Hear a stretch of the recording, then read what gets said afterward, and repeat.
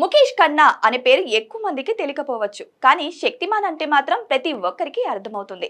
ఇక 80s and 90s kids కి శక్తిమాన్ ను ప్రత్యేకంగా పరిచయం చేయాల్సిన అవసరం లేదు.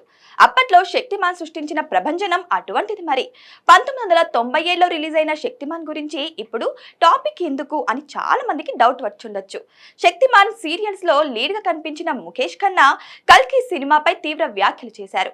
తన యూట్యూబ్ ఛానల్లో కల్కి సినిమా రివ్యూ ఇచ్చిన ముఖేష్ ఓవరాల్ గా సినిమాకు మంచి మార్కులు వేసినప్పటికీ సినిమా మొత్తం వెస్టర్న్ స్టైల్లో ఉండడం వల్ల ఈ సినిమా వెస్టర్న్ ఆడియన్స్ కు బాగా కనెక్ట్ అవుతుందని, బీహార్, ఒడిశా వంటి రాష్ట్రాల ప్రజలకు ఈ సినిమా అర్థం కాదు అని షాకింగ్ కామెంట్ చేశారు.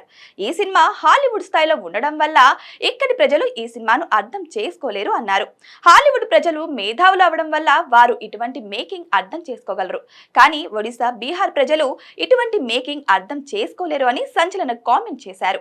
అయితే కల్కి మీద చేసిన కామెంట్స్ వల్ల సోషల్ మీడియాలో ట్రోలింగ్ కి గురవుతున్నారు ముఖేష్ ఖన్నా. తన కామెంట్స్ వల్ల ఇంటర్నెట్ విమర్శలకు టార్గెట్ గా మారారు ముఖేష్. బీహార్, ఒరిస్సా ప్రజలే ఎక్కువగా ట్రోల్ చేస్తున్నారు. తమ తెలివితేటల గురించి తక్కువగా మాట్లాడినందుకు ముఖేష్ ను ఇంటర్నెట్ వేదికగా ట్రోల్ చేస్తున్నారు. కమల్ రషీద్ ఖాన్ వంటి ఫిల్మ్ క్రిటిక్స్ కూడా ముఖేష్ కు రిప్లై ఇచ్చారు. ఇలాంటి విమర్శలు ముఖేష్ ఖన్నాకు కొత్తేమీ కాదు. నెక్స్ట్ శక్తిమాన్ ఎవరు అన్న విషయానికి ముఖేష్ చేసిన కామెంట్స్ అప్పట్లో దుమారం రేపాయి. మొత్తానికి ఒకప్పటి సూపర్ హీరో ఇప్పుడు చాలా మందికి సూపర్ విలన్ అవుతున్నాడు.